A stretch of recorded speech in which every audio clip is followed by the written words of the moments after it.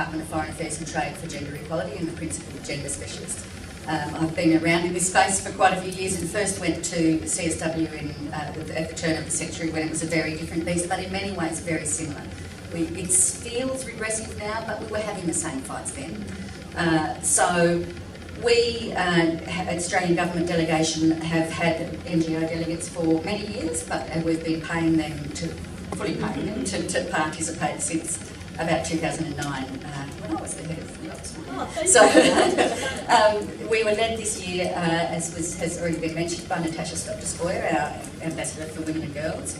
Together, the Australian Government delegation, government members, attended, we spoke at 19 side events, we hosted 7 side events, which is more than we've ever done before. I spoke on a high-level expert panel on the SDGs, and we went to many bilateral meetings with a range of different people.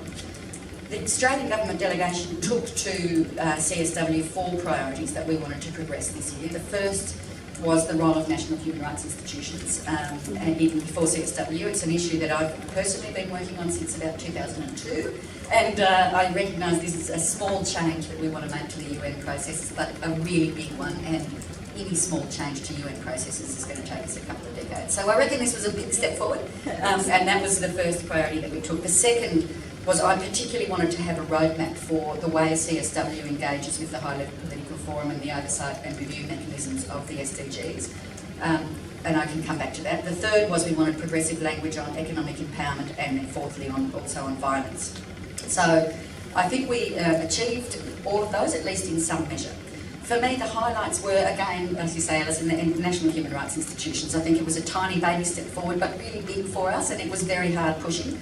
It was very hard negotiated both by ourselves in government and in the negotiating room, and also by yourself and other NGOs outside, and we should congratulate ourselves on having what is actually a significant step forward. It's not as strong as we would have liked, but there you have it. There were a number of pieces of language that we were really proud of.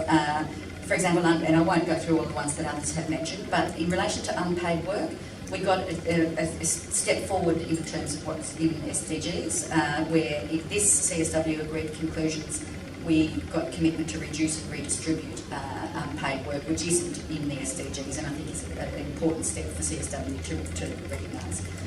We were really pleased to support the Pacific in their redrafted language on climate change, and that was one that we really negotiated hard on. And our NGOs asked us particularly to focus on equal pay for work of equal value, which of course we were happy to do, and we succeeded in getting language around that.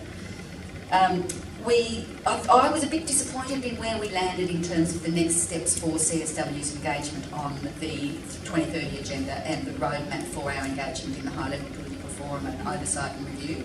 I really wanted to have CSW begin to realign itself towards SDGs, because I think while the Beijing Platform for Action absolutely has to be our shining star, and its depth is absolutely important to us, we also recognise, I believe, that CSW is moribund. We're losing ground, we're holding lines, and we're slipping. And by continuing to focus on Beijing alone and rehashing every year, we are at risk of losing ground. So I thought, and I still think, that the SDGs are an opportunity for us to broaden that agenda again, bringing in some of those 17 goals that aren't dealt with in Beijing, and giving us new opportunities to crack new ground and open new language. So we got some small step, but because there's a strong commitment to Beijing, people don't want to lose ground on Beijing, and also because the processes for the SDGs haven't yet been put in place, people were unwilling to commit, and also because people didn't really understand what we were trying to do. So we got some steps, but we didn't get as far as I frankly would have liked to have gotten us. So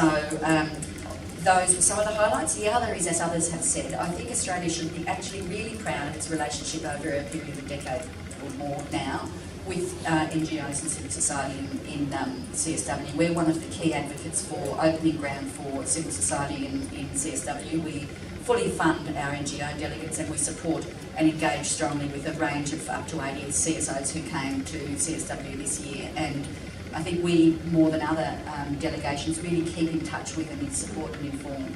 And I think that's something we actually can be really proud of jointly. You know, often we're not speaking necessarily with one voice, but in this case we really do. So I think, again, reflecting, I think Anu and Sarah were fabulous as our NGO delegates and really played a strong role and were there till the bitter end with us in those negotiations. There were some missed opportunities though. First of all, I think, and I won't go through those that others have mentioned, but the discussion around the family. Normally we try and either remove those references because they're seen as relegating women's rights below the responsibility of families. Or if they stay, and they're often pushed by conservative states, we like to have a recognition of the diversity of families so that not every family is male-headed and patriarchal. This year we failed in that, and the reference was to the family without reference to families or diversity of families. So like this kind of tiny language doesn't mean anything to the rest of the world, and we negotiate through the night on words like this, but it does mean something in the scheme of things, and it does mean it shows where the bellwether is in terms of women's rights internationally. So that was one that others haven't mentioned. We did get a strong paragraph on civil society, including feminist organisations, which was great. But again, there was real pushback around civil society and its place in CSW, and absolute confusion about the youth forum. It wasn't that people were pushing back against it, they just didn't know. People were going, what's this so-called youth forum? And so that was another one.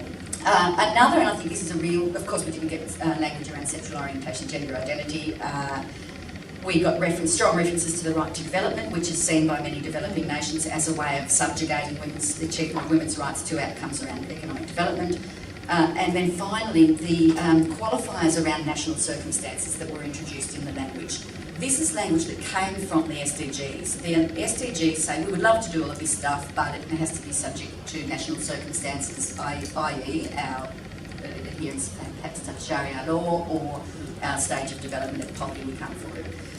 Those were references that in the context of SDGs were reasonable, in the context that we were discussing in CSW not reasonable. And I think this is a real risk for us, and those who go to CSW need to be aware of into the future.